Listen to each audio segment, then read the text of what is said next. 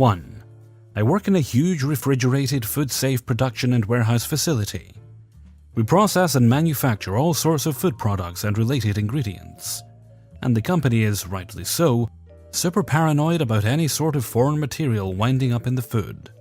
We're talking plastic coveralls and whatnot for everyone coming into contact with it, very strict handling rules, etc.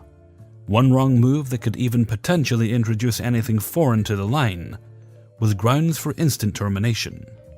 Enter our star, a man I'll call Ned. Ned was in the Quality Analysis and Assurance (QAA) department, inspecting the products and keeping track of his findings on reports he had to fill out every 30 minutes or so. For this task, the company entrusted him with a clipboard and a pen. Though to be safe, it's a special pen with a metal stripe that would be spotted by one of the plant's many metal detectors along the line, were it to ever somehow fall in.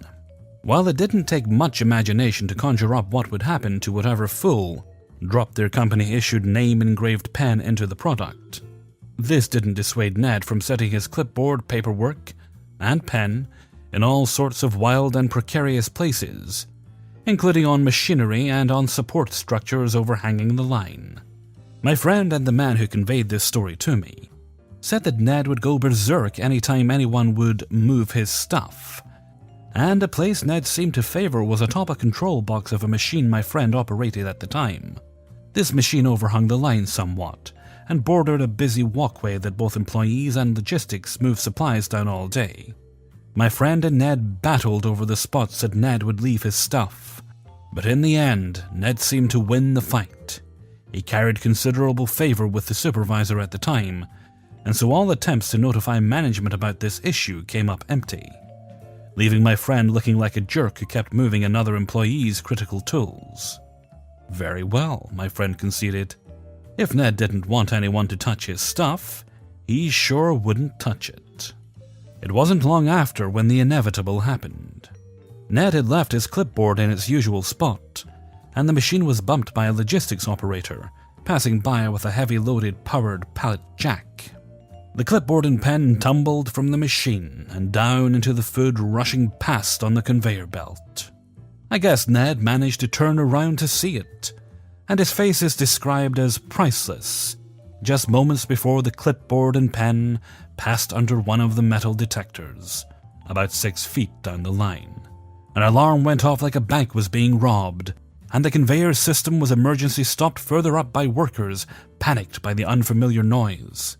Between a metal detector hit at this point in the line, as well as an emergency stop, the whole upper management was roused, as well as the technicians from the QAA department to figure out what had gone so terribly wrong. Well, they took one look, verified it was Ned's stuff, and he was taken to the office never to return.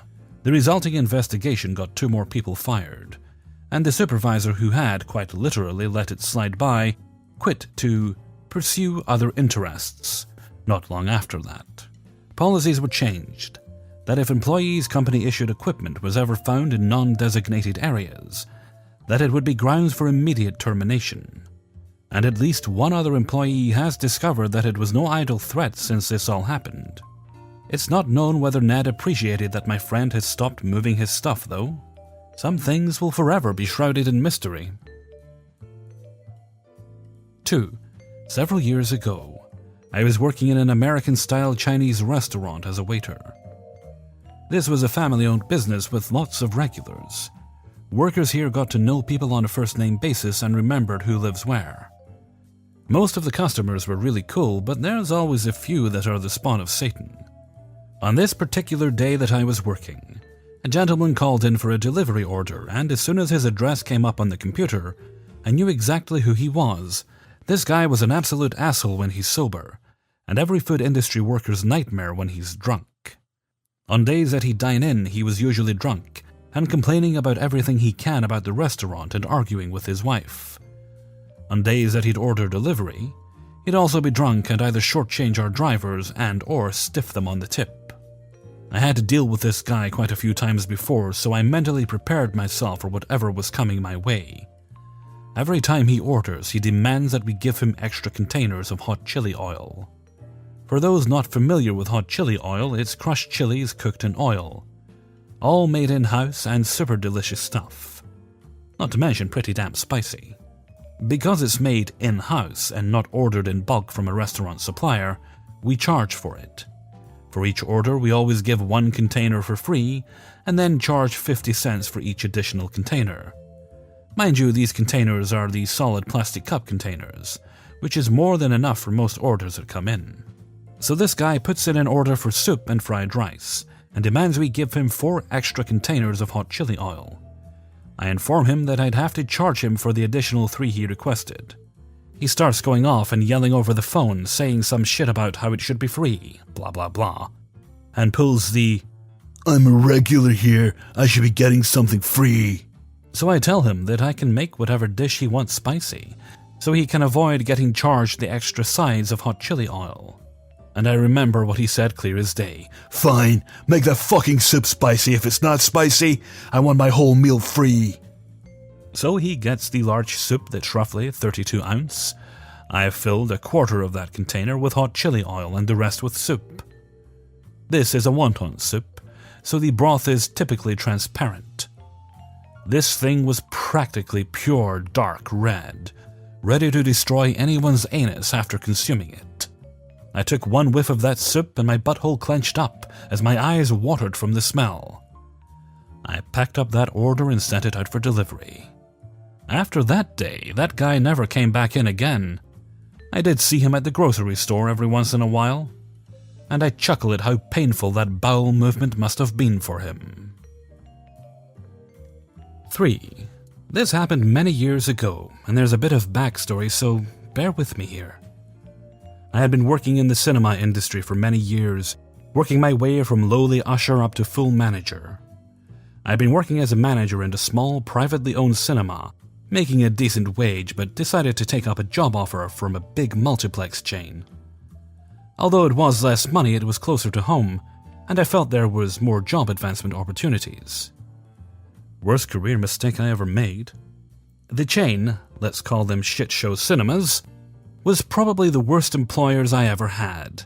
They were cheapskates when it came to wages and were very hostile to all their employees. If something happened that could be explained by either honest mistake or malicious act, they would immediately assume maliciousness and treat it as such. As a manager, I was expected and required to work a minimum 56-hour week, even though the salary was based on a 40-hour week and there was no paid overtime. After a bit of rough calculation, I found I was being paid way less than the legal minimum hourly wage. So this should demonstrate what a bunch of cheapskates they were. On a day that was particularly slow, a directive came from above to let workers go home early so as to save on the wages bill. I talked with every member of staff on shift that day, asking who wanted an early night. Some took me up on the offer, but since most were struggling students, they didn't want to take a loss of wages. On the next day, the area manager came in for his monthly criticism visit to tell us all what a bunch of useless, lazy cunts we all were. I'm not joking, this is what he would tell us. And decided he would tell us off for not sending people home early as instructed. "What the hell is up with these figures from yesterday? The attendance figures were abysmal, and your staffing was too high. Didn't you arseholes get the memo to dismiss unneeded staff?" Yes, I went around every staff member on shift last night and sent home everyone who wanted to. Unfortunately, not everyone wanted to cut their shift short. "What do you mean, you asked? You fucking tell them they're not needed." "But if I do that, we still must pay them for the full shift." "No, you don't. If they're not here, they don't get paid." "That's not how it works. If we ask them to go and they agree, we don't have to pay. If we order them to leave, we are in effect putting them on suspension, which requires us to pay them." He went quiet at that, and I thought that was the end of it. Till later that day when a call from the district manager, area manager's boss, comes through to me. "What's this I hear about you telling area manager that you won't send staff home early when it's quiet?" As I explained to the area manager, if we order someone to go home early, we must pay them for the full shift. "That's rubbish. If we don't need them, we don't pay them. I don't know where you got the idea. It was the other way." Well, I consulted with a solicitor who specializes in employment law, and she said, You did what? How dare you discuss confidential company policies with a third party? You are nothing but a troublemaker, and I'm going to see to it that you suffer the consequences for this breach of confidentiality. With that, he hung up. About 20 minutes later, the phone goes again. This time it's the company director. Basically the head of all operations for the country, and she is super pissed. Right. District manager and area manager have told me all about you. Who the hell do you think you are telling us how to run the company? Pardon me, if I am mistaken, but I do believe part of my duties as a manager is to ensure that the company is not put in a legally actionable position, which we potentially could if someone decided to pursue action against us, in a case where we send someone home from a shift without payment. That's bullshit! Who told you that crap? The company's solicitor, after a few moments of silence. What? Remember that employment law course you had all us managers go on? That's one of the topics that came up. Well, this is the first I'm hearing of this, and this is a policy that has been in use for a while. That may be so, but all it takes is for one employee who knows their rights to bring a complaint against us, and we won't have a leg to stand on. That may be so, but we're not going to change the policy. We'll let this go for now, but I don't want you telling anyone about this. Another thing, we're sick to death of you stirring up troubles. From now on, if someone higher up in the management chain tells you to do something, you bloody well do it without any complaints. Do I make myself clear? Crystal. End of call. So that's the background. Now we get to the malicious compliance aspect of this story. Due to their attitude, Shitshow Cinemas had a high turnover of managers. Most quickly got tired of the constant denigration and the poor wages and moved on quickly. As a result of this, we had a brand new general manager who had no prior cinema experience. Now the new GM was a bit annoyed, as was Hogmanay, New Year's Eve for anyone outside Scotland. But we were opening for midnight screenings. New GM would rather be at a party getting shit-faced, so he decided that he was closing early, and if anyone actually tried to buy tickets for one of the midnight screenings, he would just tell them that there was a technical fault. As I was on shift with him that night, I tactfully tried to dissuade him but was overruled. Of course, he got caught after head office received a complaint, actually from another branch which decided to do the same thing, but they cried that GM did it as well, as if that somehow excused their actions. I was hauled in for a disciplinary with the DM. I knew they were planning on firing me, as they had fired the assistant on duty at the other branch as well for being complicit. So, you were on shift that night? Yes. Did GM discuss with you that he planned to close early? He did. And what did you say? I strongly advised him to run the screenings as planned. We had advertised them in advance and thus had a duty to remain open. And you didn't think to bring this up with anyone higher up in management? I would have, but I have been expressly ordered by company manager that if anyone senior to me in the management chain tells me to do something, I am to bloody well do it without any complaints. Oh. Looks awkwardly at notes. You can go now.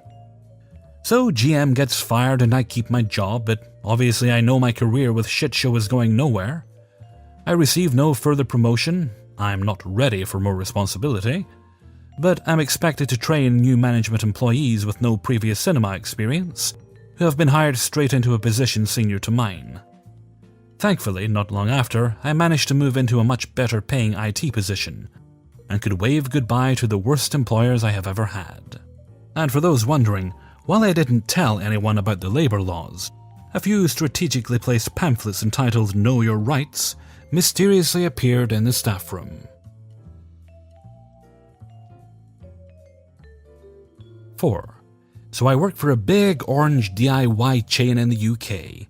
Super strict and arsey about time off. Absences were green, yellow, red traffic light system.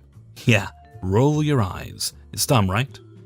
So regardless of what was wrong with you, fully legitimate or not, if you were at red stage, you got a written warning. I wake up one day and within a few minutes, it becomes apparent that I'm not well at all. I have a really bad stomach, I suspect food poisoning. I'm throwing up, and the other end ain't doing so well either. I have full-on sweats and shakes and cannot leave the bathroom. So I obviously call in sick. HR was lovely and said, yep, no problem. 2 hours later, I get a call from the deputy manager of the store basically telling me she needs me in. I repeat my day so far to her and explain how ill I am. She changes to, well, you need to come in because you are on a red absence and I will have to give you a warning. I can't afford to lose that job at all, and this happened earlier in the year. Unfortunately, so my next absence could end up being me getting sacked. So after a few minutes back and forth, I'm like, fine. I literally drag my ass to work and walk through the main doors, and my mate on the service desk immediately said, "Oh my god, what the fuck's wrong with you? You look grey." Bear in mind, I'm a ginger, so I'm usually super pale anyway. She said, "Oh no, you wait there. I'm getting Lisa, who was just a department manager there." Lisa then took one look at me and demanded that I come with her straight upstairs to the manager's office. She takes me directly to the store manager, has me explain to him, and he is fuming that I've been called in. He asks Lisa to immediately drive me home. I'm walking back down with Lisa through the shop floor, and lo and behold, there's the deputy who made me come in. It's at this moment, 20 feet from the paint mix desk, that my sickness bug came rushing back. I literally ran for the paint desk, closest bin basically, and due to the force of the vomit, I literally could not keep my head down. I projectile vomited like the motherfucking exorcist gal all over the desk, all over the cans of paint, all over the mix machine. Everywhere. I look up trying to catch my breath, and there's the deputy with this look of sheer horror on her face. Literally, the only sound is the store radio and dripping vomit. The store manager appeared a few seconds later and immediately looks over at deputy and says, "You better get a mop and I'll speak to you in my office once you're done. Lisa, please take Sarah home." You see, Lisa was the manager of the paint department, so she got a nice half an hour out of work helping a colleague. And the shitty deputy had to stay and clean my sick off Lisa's paint desk. Lisa told me the next day she was still cleaning the desk when Lisa got back from dropping me off, and the deputy got a serious bollocking from the store manager and a written warning for professional misconduct. Sweet karma. So glad now that I complied with her demands that I turn up. It was worth dragging my ass up there to get her put in her place. 5. So this happened a few years ago, and I'm going to have to keep some parts vague, as the officer in question is still a serving member of the British Armed Forces. When I was in the army, I worked with one boss, a sergeant most days. He had to go on a long course, meaning all of his responsibilities for 3 months were passed down to me, a private. It sounds ridiculous. However, it worked nicely, and other sergeants from other troops would help me out and pick up a bit of his slack. I was tasked with organizing transport in vehicles for an entire squadron for 5 weeks. This including making sure vehicles were fit to travel and stay out for 5 weeks, and fuel for generators to run a comms HQ. Everything was running perfectly with 4 days to go on the Thursday before we left. All the vehicles were lined up neatly on the parade square. All the equipment was loaded safely and accounted for. I had done my inspections and had a sergeant do a second one, so we were both happy, and had a 7,000-liter fuel tanker full and ready for the 5 weeks up there. There was an officer in charge of this exercise who felt the need to always prove himself to people. He came up and was immediately annoyed I had a fuel tanker. He said it would get stuck and wanted packed fuel instead. Totally ignoring my opinion as a professional driver, he insisted we take packed fuel, and insisted we could carry enough fuel on one truck. He also said he sent an email to my boss's account to tell me a fortnight ago. I can't read my boss's emails. This was a bollock, to say the least. Massively difficult to get this much fuel on short notice. But I pulled in a few favors and made it happen. We had a truck full of 20-liter jerry cans and 5,600 liters of fuel. We needed about 185 liters a day. That's about 6,500 total. But I didn't tell him that. He was pleased as punch that he got his way. The officer left in the first packet of vehicles, and I went back down to my office and sent an email to him, explaining the fuel shortage situation, knowing he wouldn't see it until he got back. Fast forward to the last week of the exercise with about 3 days to go. I'm sat playing PS2 with one of the electricians, when this officer comes bursting in and shouting, "Where the fuck is the fuel delivery from this morning?" The generators are about to shut down, and Chief of Staff is here in 3 hours fucking time! I didn't know this, but apparently it was organized for the Chief of Staff to come down and view our comms HQ. This only sweetens the malicious complaints. There is no fuel. We ran out yesterday. Sir, you insisted on taking packed fuel instead of a tanker. The 6T trucks cannot take enough fuel for this exercise. I tried telling you and even sent you an email. Cue the smuggest look of my entire life. Cunt! The fuel tanker I organized arrived about 1.5 hours later. That I planned to top the generators up and our fuel tanks, so that vehicles can drive back and we had enough fuel for the rest of the exercise. Literally just in time for the Chief of Staff visit. That was the best 1.5 hours of my life. Watching this shitbag officer shouting and stressing at everyone, and spitting feathers because he knew he fucked up. I wasn't going to allow an entire squadron to look stupid on account of one idiot, so I did go against the compliance a little bit, but at the end of this whole 5-week drama, I got a commendation for my efforts, and said officer made himself look like a total twat in front of an entire squadron. And once they heard what happened, the entire regiment. 6. I'm a self-taught software developer without formal education, which means that decent jobs can end up being quite scarce.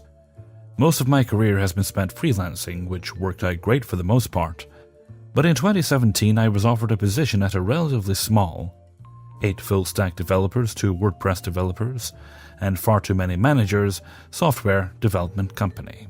The position wasn't glamorous, the pay was awful, $1,000 a month, and the company was 2 hours away from my house, which meant I spent 4 hours a day driving. Despite all of this, I considered the position a foot in the door and hoped it would land me a better position in the future. Or at the very least, I'd be able to work my way up in the company eventually. Now, when I say this company had too many managers, I mean it. There were 4 directors, 2 team leads, and not a single formal project manager.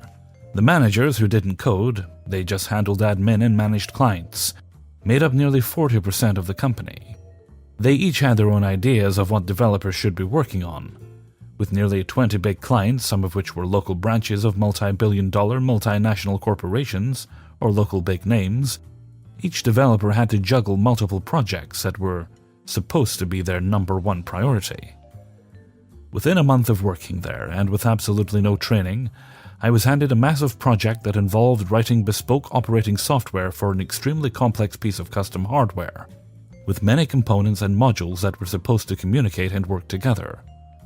All on a framework I had absolutely no knowledge or experience with.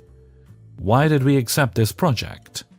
Because one of the directors lied to the client and promised that we absolutely have people who have experience with this type of development. I asked the director why I was given the project. Again, mind you, within a month of working there, but was basically just dismissed.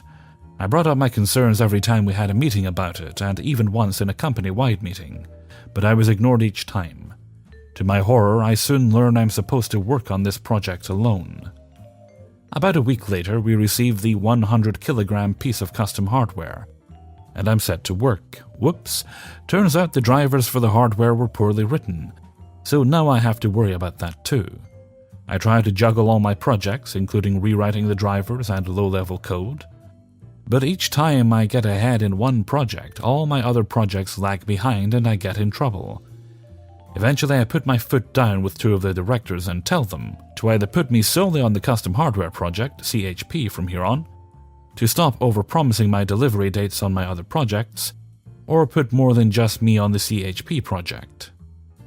I'd hoped they'd take me off my other projects, or at the very least give me some help, but instead they begrudgingly agree to essentially lie to the clients and tell them that I'm making progress even when I'm not. This does not stop the other directors from pestering me about delivery dates, though. So a month goes by, and suddenly I am pulled into a meeting with the same 2 directors. Apparently, they had promised the CHP client, a joint effort between one of the largest corporations in my country and a major telecommunications company, a basic working version of the device very soon. I'm absolutely blown away. In the scope of the project I've essentially just started, so they've been promising the impossible without consulting me on timelines or milestones. Mind you, I haven't been given a due date or a timeline or anything, and I've been working off of a vague software spec doc that was obviously written up by a marketing person or team. The most in-depth thing I have is poorly made mock-ups of a handful of screens they want. I once again raise my concerns about working on the project alone, and tell them that it's absolutely not ready for even rudimentary tests. They angrily tell me I'm working too slow, and accuse me of slacking. Keep in mind I get up at 4 to be at work by 7, take only a 10 to 15 minute desk lunch, leave work at 6 and get home by 8 or 9. I'm told to deliver something usable by the end of the week. This meeting was held on Wednesday, and they'll stall the client and cover up my fuck-up. Fine, whatever. I drop the issue and set off to create basic screens, and fake the majority of the logic. Friday rolls around, and I'm told to stay late to finish up. I don't argue, and stay until 8 to get the basic screens done. I shot off a quick email to my direct supervisor, outlining the included and missing features, as well as listing all the known bugs. I get home at 11, skip dinner, and go to bed. That Monday, as I walk in, I'm immediately pulled into an emergency meeting with all the directors. Apparently, the client was disappointed in the amount of bugs in the software. The directors are fuming. I ask which bugs they're referring to, hoping to take note of the ones the client considered the most pressing, so that I know which features to prioritize. To my utter surprise, all of the things the directors list revolve around the faked logic, which I assume they failed to mention, and missing features, things not saving, security features not working, no communication, etc. I reiterate with them that this was just a mock-up, which set off the directors more. They had told the clients that this was a working alpha version. Once again, I'm floored. I get warned about my slacking and get sent back to work. For the next 2 weeks, I hustle as much as I can to get things done as soon as possible, often working late with no overtime pay. One day I find a bug in the hardware. Most of the low-level code interacting with the boards were done by an external freelancer that I can't fix myself, and immediately bring it up with my directors. They tell me to call the hardware guy, which I stupidly do.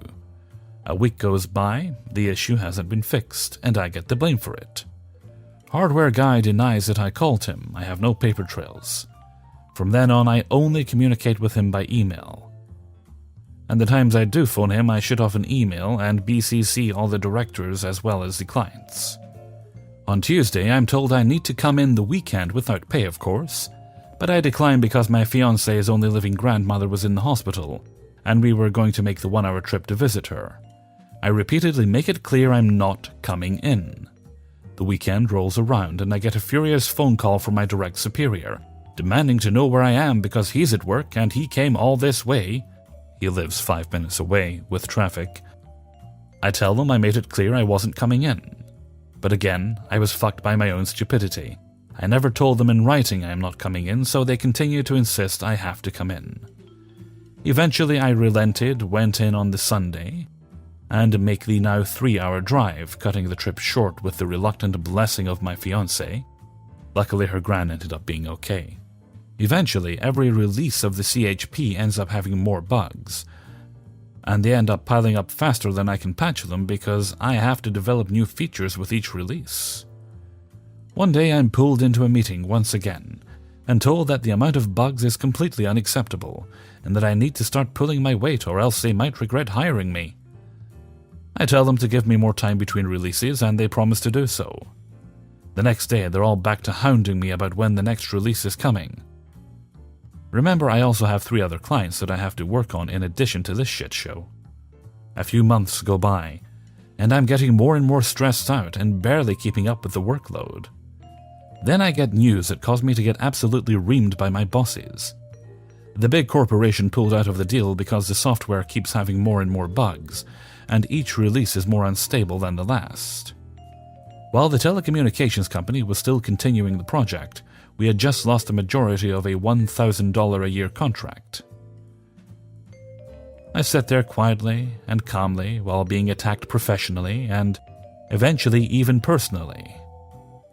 After what felt like an eternity of angry rants and threats of being fired, One director even pulled the age-old, "You'll never find work in this town again" line. Apparently he knows everybody in the industry and will make sure I don't find work again.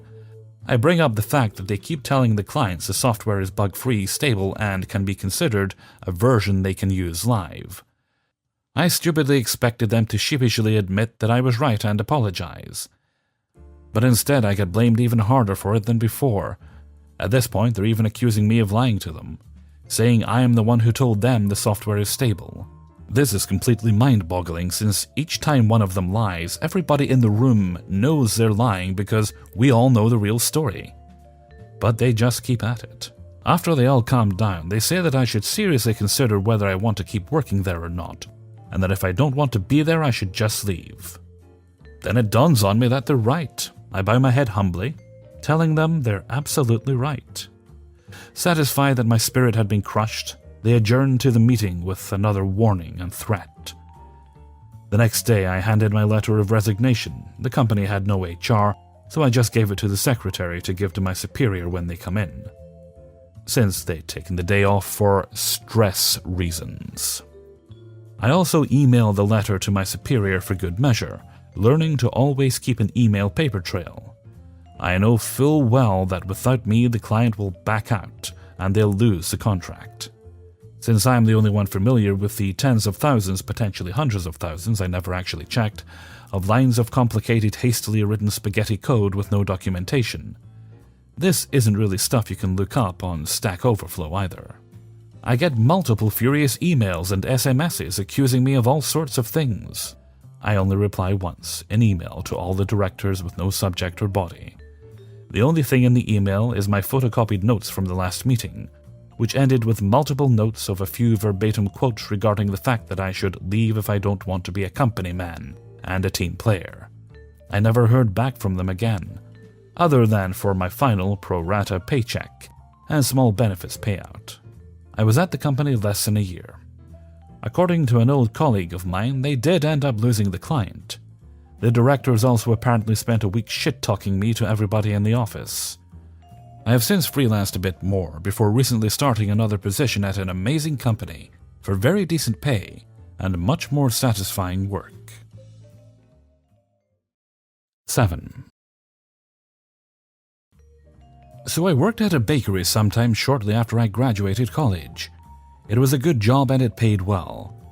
I received a promotion to manager at some point during my career. This will be important to the story later. The owner also really liked me. Not important, just wanted to shout him out. If you're hearing this, hey! Anyways, back on topic. One thing our bakery does weird is we have bags of icing, and we put the spatulas into the bag and spread it onto the baked goods. This opposed to having piping bags. And whatever is not eaten at the end of the week has to be thrown away, which seems like a bit of a waste. Almost this entire paragraph will be important later, so keep this in reference.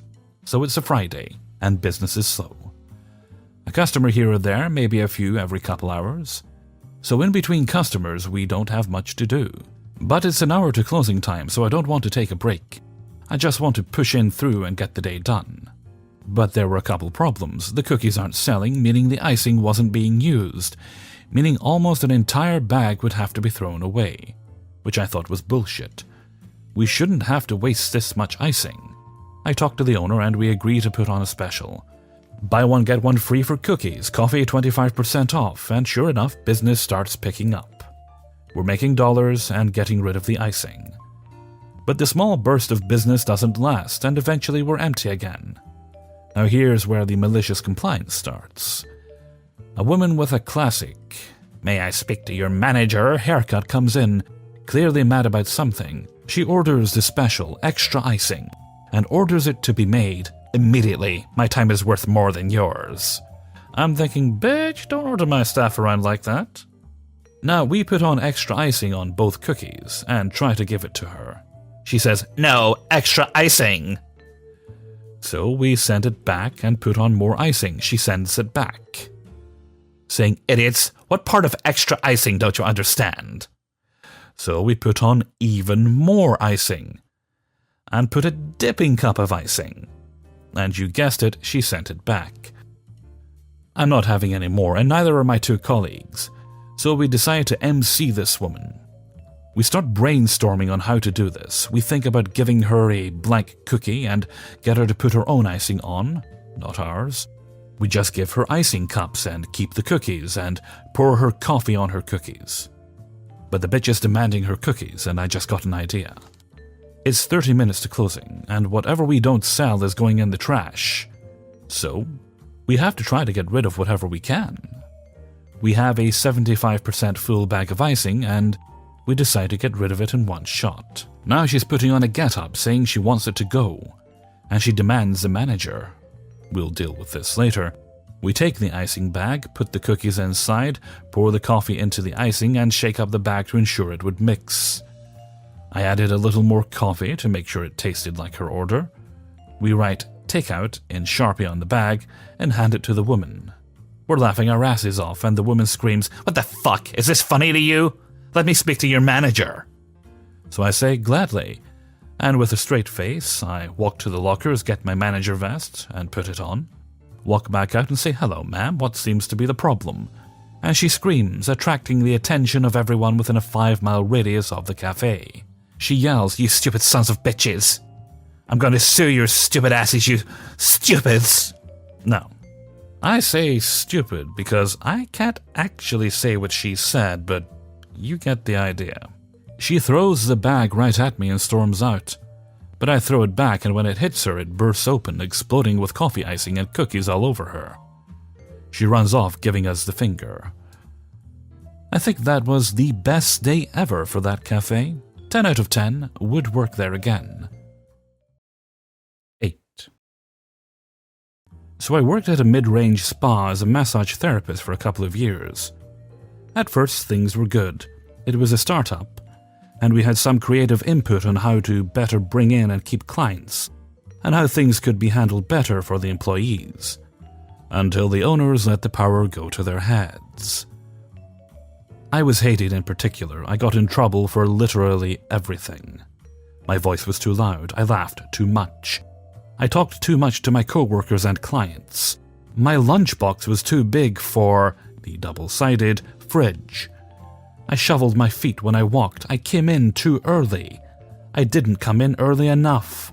I ate in my car in the parking lot before shifts. I ate when in the employee room before shifts. I was yelled at for eating fries when I should have been getting a client. I was taking my meds, so I had the mental capacity to work there without burning the place down. I asked for lunch breaks. I sat down too much. I stood in the halls too much. My uniform was too big. My uniform was too small. I brought too much stuff into work with me. If I was hungry during shifts, why didn't I bring snacks? I could go on and on. The sketchy stuff. We were only paid $4.25 an hour. They expected us to do laundry, clean, inventory, etc. in the 5 minutes we had between clients, or we'd be written up for not working.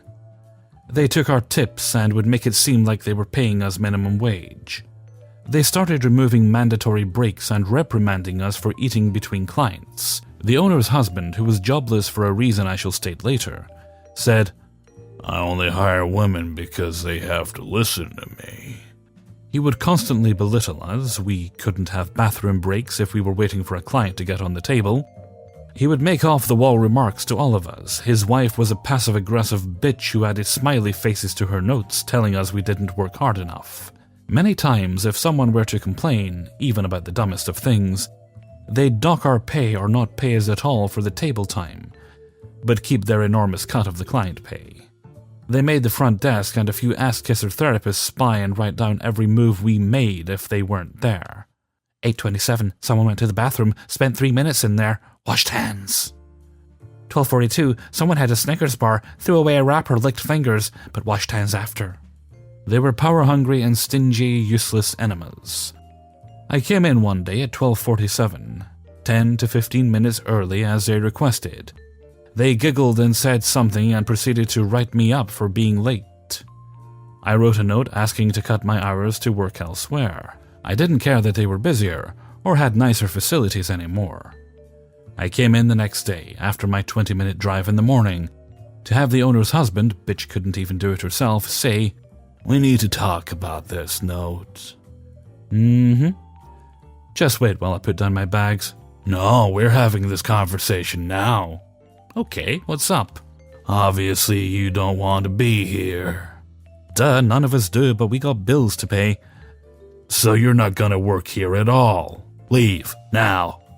I gave him my biggest smile and said, "Great, thanks," and winked at his wife when I told her to send my last check in the mail. I tried to sign up for unemployment while waiting for my hours to start at the new place. They lied and said I was a constant delinquent employee. That's why they had me working there for 2 years. Got it. Okay, that's enough background inventing. On to the ice cream. The current company I work for is amazing. They do so much for their employees and the community. They're super understanding and stand up for their workers. We're paid very fairly and are given breaks when needed. Another girl who worked with me at Hell ended up getting a job at this current place with me. I never brought up Hell with the owners, but she did. I didn't even mention I worked there. It wasn't until a couple of weeks later that they asked. For months and months, C and I would mention things that happened at Hell. Our current bosses were appalled. I always mentioned how creepy that husband was to me. Come to find out, he was fired from his previous job as a Kroger manager for sexually harassing and touching the young girls who worked under him. Fucking gross. So my current bosses started a massage program in town, have businesses and spas together in a business network, to make sure everyone gets their fair share of interning massage therapists, and share their input for the therapy program. Each business promotes the other, and everyone is friendly, and when one doesn't have openings for massages and others do, they give the list and numbers for others in the business group. Guess which business has been denied access into anything to do with the program or network group? Hell. Because of what C and I have been through, the sketchy shit with the owner's husband and their own foot-in-mouth comments trashing my bosses and how they run their businesses, they are blocked from any networking in the community. Most of their therapists have left, and they had to move to a different part of town to afford rent. And they've hired a felon with a face somewhere under gang tattoos to be able to have anyone working for them. The gods smile upon me daily when I walk into my current job knowing karma is working hard. 9. One of my co-workers told me about this awesomely delicious revenge he got on one of his frat brothers that was so good, I had to pass it along to you. So my co-worker, let's call him Steven, goes to an all-boys school in the small town we live in. A few years ago, Steven and his fratmate, let's call him Roger, shared a room. Steven says that Roger is very self-righteous, which makes his actions not only dickish but hypocritical as well. So my co-worker went out of town for a few days. When he came back, his bed was stripped of all the bedding and the mattress had been dragged off the box springs and placed directly on the floor. When Steven asked Roger what happened, Roger said he had sex with his girlfriend several times on Steven's bed. He was trying to cover it up by washing Steven's bedding, but I guess the idiot didn't finish it and get it back onto Steven's bed in time. Suffice to say, Steven was pretty pissed. You just don't screw people on someone else's bed. Fast forward about a month ago. They both still live in the same house but different rooms. All the guys in the house were obligated to clean up the house per the school's rules, but Roger kept refusing to help because, I'm a senior. I've had to do stuff like this for 3 years and now I get to be lazy. So Steven writes him a citation. If you get a citation, you owe the house $20. Steven posted it on the citation board. Roger proceeds to rip it off the board, put it in a cup, and pee in the cup. So Steven writes another citation for $100 for behaving in a manner that is not becoming of a student. Of course, Roger got out of paying these citations. Suffice it to say, Roger and Steven did not like each other. Steven decided to be really super nice to Roger every time he was around. That way, if Roger was unfriendly to Steven, it would make Roger look like an a-hole. To go back in time about a year, this school was holding a sort of contest to find the face of the school. There would be a $100,000 reward and your face was put on all recruitment brochures and advertising. Roger had been trying to get chosen for this. He had several interviews with the deans and was in the running. Stephen wrote the dean with a glowing review of Roger, saying how great he was and just gushing all over him. Stephen asks the dean to come by the house and talk to Roger. So when the dean came over, Stephen walks into the kitchen where Roger was at the time. The dean was behind him, so Roger couldn't see him. Stephen says, "Hey Roger, how are you doing today?" Roger retorts with, "Don't talk to me, asshole. I fucking hate you." The dean steps out from behind the wall. The look on Roger's face must have been priceless. I wish I was there to see it. The dean told him that he was no longer in the running because of this behavior and left. My co-worker Stephen had this huge grin on his face. Roger looked like a cartoon character about to blow his lid. His face was red and it looked like smoke was about to come out of his ears. I think he got what he deserved. Again, you don't screw people on other people's beds. I mean, really? Ew. 10. So this happened quite some years ago when I was living in Utah. Now, first thing most people think of when they hear that is Mormon or Latter-day Saints or whatever they would like to go by. I was in my last year of high school and my family had decided to move to another city. I didn't want to start all over with new people for one more year of school. So I found out that one of my friend's family was willing to take me in for the year with just a couple stipulations. One of which was that I would have to attend church every Sunday with them. I'm not very religious, but I'm not going to let that stop me, so I agreed. Shortly after, the family took me to the church to introduce me to the bishop and to explain the situation to him. Now, starting out, he wasn't too bad, because he was new to the area as well, but as the months passed, it started to get worse and worse. He turned into one of those leaders that were like, "This isn't God's house, it's mine, and you'll do as I say while you're here." Now, the end of the school year, he comes up to me, doesn't say hello or anything, and tells me I have to give a talk on Sunday. Now, I'm a 17-year-old boy, and I hate being told I have to do something. And most times I'll do the opposite out of spite. You can ask me and I'll consider it, but I don't have to do anything. With that in mind, I politely say, "No thank you, I don't like speaking in public." He looks me in the eye and says, "You don't understand if you don't. I'm kicking you, your friend, and his family out of the church." Now, my friend and his family have been taking care of me for the past year, and have treated me as one of their own the entire time, so I cave and say fine. Please keep in mind they're religious and I'm not, and I don't want to mess up something that they enjoyed. What do you want me to talk about?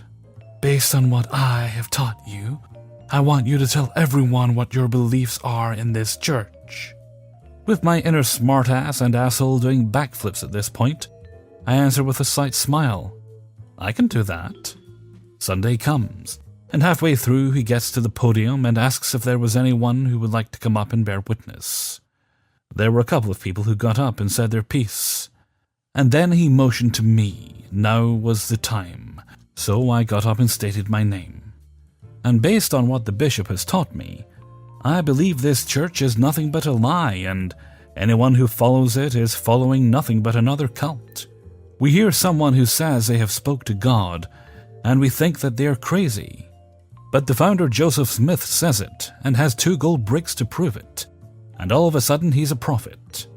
That doesn't make sense to me, so you can all go on believing what you want. I'm done with this. As I go to leave, I feel a hand come down hard on my shoulder and get forcibly turned around, just to see the bishop there red-faced with his hand raised, as though he was going to slap me. So I do the first thing that comes to mind and defend myself by kicking, as hard as I could from the awkward angle, and catch him right between the legs. He drops and I sprint out of there. By the time I make it back to my friend's house, the entire family is there, and they are pissed. When they finally calm down enough to hear me out, I explain everything to them.